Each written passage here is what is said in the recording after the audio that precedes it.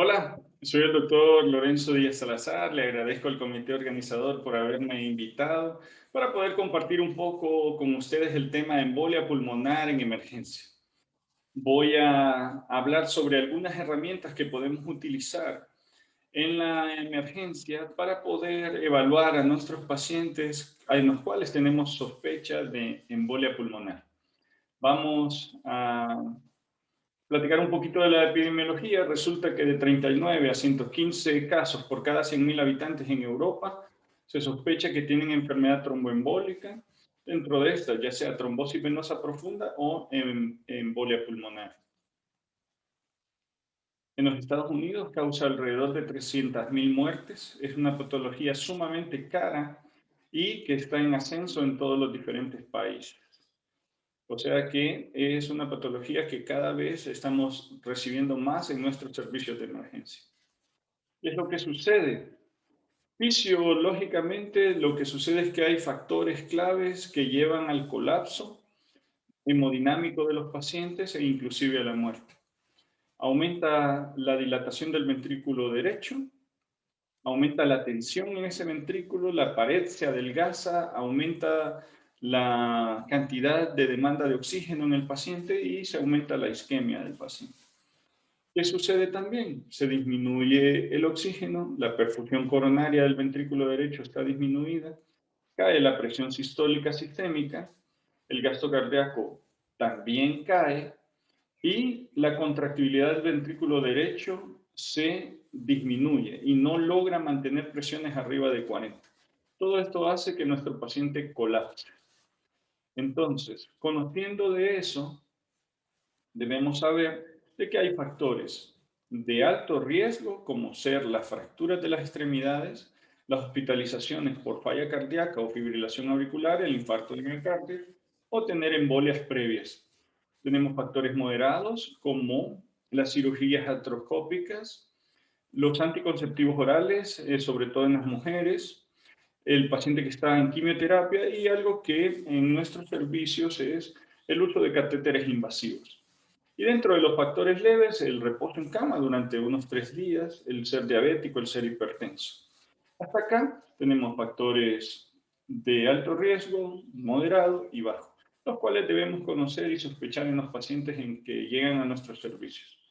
Fíjense bien, preparé para ustedes un caso clínico en el cual nos llega a nuestro servicio un masculino de 68 años. Llegó, según los familiares, hace 4 horas, había iniciado con disnea súbita, llegó diaforético, había perdido probablemente un poco el estado de conciencia, tenía dolor pleurítico, llegó hipotenso, taquicárdico, taquipneico y desaturado. Dentro de sus antecedentes había sido diagnosticado con un CA de próstata hace un año y era diabético.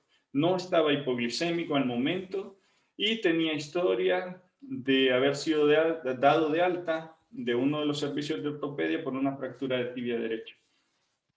Por definición, las guías nos dicen de que los pacientes que llegan con inestabilidad hemodinámica se definen de esta manera. Uno, que lleguen en parada cardíaca. Dos, que lleguen en un choque distributivo. Y tres, que puedan llegar con hipotensión persistente. Entonces, nuestro paciente, por definición, cae ya dentro de este rango, con una presión sistólica menor de 90, que necesitará vasopresores. Este paciente, como lo vamos a ir viendo, va a ocupar vasopresores para restablecer su llenado. Lo otro es que tenga una presión sistólica que esté menos de 90 con una caída de la presión sistólica arriba de 40% de lo normal de este paciente y que esto dure más de 15 minutos. Fíjense bien, se le colocó un monitor cardíaco, se le hizo un electrocardiograma, no había elevaciones ni inversiones del ST, tenía una taquicardia sinusal, se le toma una rayos X en la cual el paciente está en edema agudo de pulmón en ese instante. Entonces, preguntas para ustedes. ¿Cuál de las escalas de evaluación usarían en emergencia para poder evaluar a este paciente?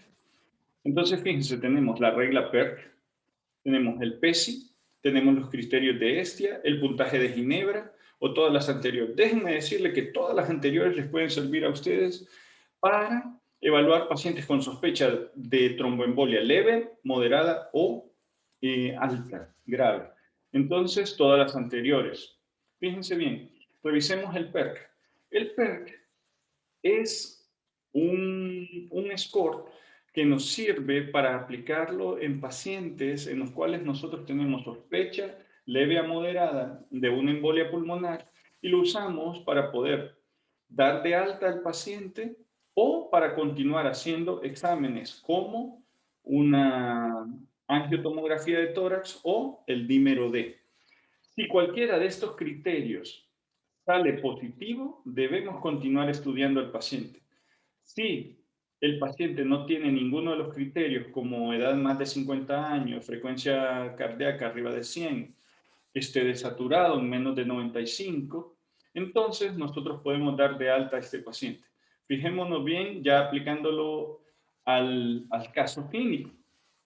Resulta que sí tenía más de 50 años, estaba taquicárdico, desaturado, tenía la inflamación en la pierna, le colocamos que tiene esa trombosis previa. Entonces, lo que sucede es que debemos continuar haciendo estudios en este paciente. Se le hace un dímero D y si sale positivo se le debe realizar pruebas como la angiotomografía. Si el dímero D es negativo, este paciente debe buscársele otra causa de su hipotensión. Entonces, ya usamos el índice PERC para descartarlo o para continuar haciendo estudios. Ahora, fíjense bien, tenemos el score de Ginebra, es un score clínico en el cual usamos la edad del paciente, si tiene trombosis venosas profundas o embolias pulmonares, si tiene cirugías o fracturas, una condición de malignidad, dolor unilateral de las extremidades, hemoptisis o frecuencias cardíacas arriba de 95. Entonces, al aplicarlo en nuestro paciente, arriba de 65 años, la trombosis probablemente en la pierna, está la fractura, ¿verdad? En ese momento, el dolor unilateral y tenía más de 95 de frecuencia cardíaca. Entonces, fíjense bien, con eso ya tenemos 18 puntos, lo que hace que este paciente tenga una alta sospecha, un alto riesgo, más arriba del 60%, de estar cursando clínicamente con una embolia pulmonar. Entonces, llevamos dos herramientas, el índice PERC, la escala de Ginebra. Entonces, vamos y al tener una sospecha, luego estamos obligados a hacer el dímero D, estamos obligados a hacer una angiotomografía. Cuando comprobamos el diagnóstico, debemos saber la severidad y la probabilidad de que este paciente muera en nuestro servicio de emergencia. Entonces, para eso aplicamos el índice de PESI. Tiene varios ítems, la frecuencia respiratoria, la sistólica, la frecuencia cardíaca, la saturación de oxígeno, la alteración mental del paciente. En nuestro paciente, al aplicárselo, tiene arriba de 188 puntos, lo que hace que tenga un muy alto riesgo de morir en nuestra emergencia por una embolia pulmonar, arriba del 30%. Vamos con las tres herramientas que hemos visto hasta ahora. Entonces, preguntas. Después de tener las sospechas clínicas, después de hacer algunos estudios, ¿cuál es el curso de acción que debemos seguir con este paciente? ¿Le realizamos dímero D? Sí, realizamos dímero D en los pacientes que tenemos una sospecha de leve a moderada. Si el paciente llega hipotenso, como llegó en este instante, con un colapso hemodinámico, probablemente tenemos que hacer solo la angiotomografía porque estamos sospechando que tenemos una embolia pulmonar. Usamos vasopresores, iniciamos anticoagulación, hacemos un eco transtorácico, todas las anteriores. Entonces resulta que todo este grupo de rutas las podemos usar en nuestros pacientes. Fíjense bien, el algoritmo nos presenta, si es de leve a moderado, hacemos dímero D. Si el dímero D sale positivo, hacemos una angiotomografía. Si sale negativo, descartamos que esté cursando con algo tromboembólico, con enfermedad tromboembólica. Si la sospecha clínica era alta, inmediatamente podemos hacer la angiotomografía. Si sale positivo, damos tratamiento.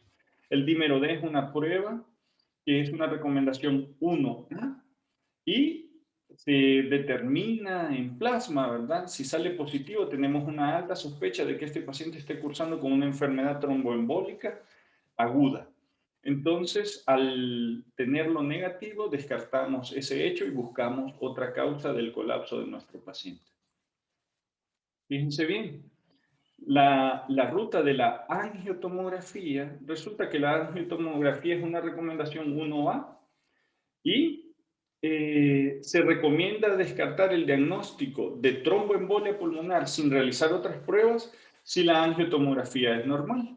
O sea que si la angiotomografía es normal, probablemente debemos descartar la condición de tromboembolia pulmonar y se asume el diagnóstico sin realizar otras pruebas si la angiotomografía tiene defectos de llenado. Eso es 1B. O sea, son recomendaciones muy altas, 1A y 1B. Si sale negativa la angiotomografía, se descarta. Si sale positiva con defectos de llenado, se concluye que tiene el diagnóstico. Fíjense bien, no en todos nuestros hospitales tenemos una angiotomografía, entonces usamos el eco transtorácico. ¿Qué buscamos en el eco transtorácico? El abombamiento del ventrículo derecho, ¿verdad? Tenemos las diferentes ventanas que puede tener el ecocardiograma. Si encontramos el signo de McConnell, que es la relación entre ventrículo derecho y ventrículo izquierdo arriba de 1, y se está dilatado, y el signo de la cabeza de la flecha. Entonces, cuando tenemos una trombosis aguda, ¿verdad? Una tromboembolia aguda, iniciamos la anticoagulación. Si hay inestabilidad hemodinámica, ¿verdad? En ese paciente, se distingue si es de riesgo alto o riesgo bajo. Hacemos, si se fijan ustedes, los signos de gravedad y de mortalidad de este paciente, el PESI, y si tiene un PESI de 3 a 4 o un PESI simplificado mayor de 1, inmediatamente este paciente lo iniciamos tratamiento y lo hospitalizamos. Entonces, los riesgos intermedios y bajos pueden ser dados de alta, pero los riesgos altos iniciamos tratamiento de anticoagulación en estos pacientes, iniciamos tratamiento con anticoagulación en este paciente. Fíjense bien, ¿cuáles son las opciones que tenemos al llegar inestable nuestro paciente? Resulta que podemos usar una reanimación por menos de 15 a 20 minutos con líquidos, con lactato Ringer o salino, pero en este paciente no era aplicado porque es una de las contraindicaciones y dice que puede agravar, la reanimación con líquidos puede agravar la sobrecarga y dilatar más el ventrículo derecho que ya de por sí está fallado. Entonces, si usamos para restablecer la presión arterial de este paciente líquidos, lo debemos hacer en menos de 15 minutos y con cargas menos de 500 ml.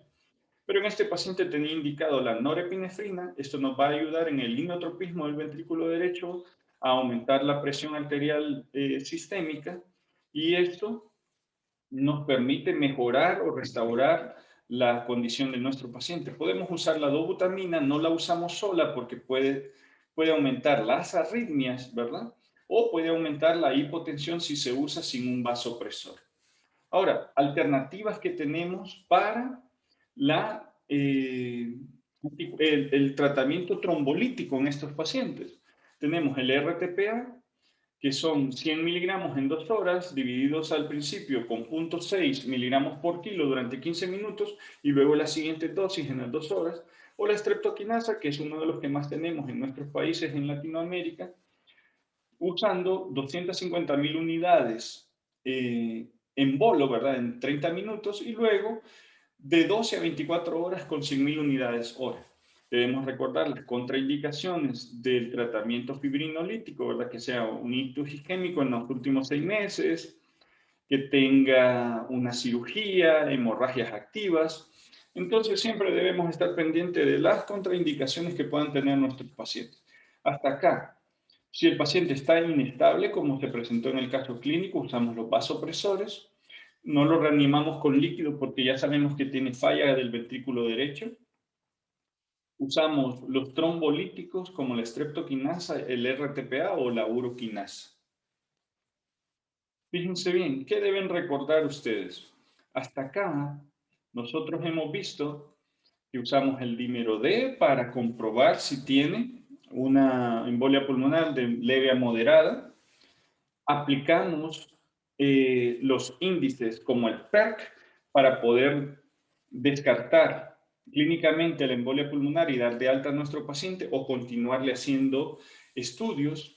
Seguimos algoritmos en el cual usamos el dímero D, usamos la angiotomografía o usamos el eco transtorácico, usamos los vasopresores en nuestro paciente para ayudar al inotropismo del ventrículo derecho y aplicamos los trombolíticos como el RTPA y también la estreptoquinasa o la uroquinasa en nuestro paciente.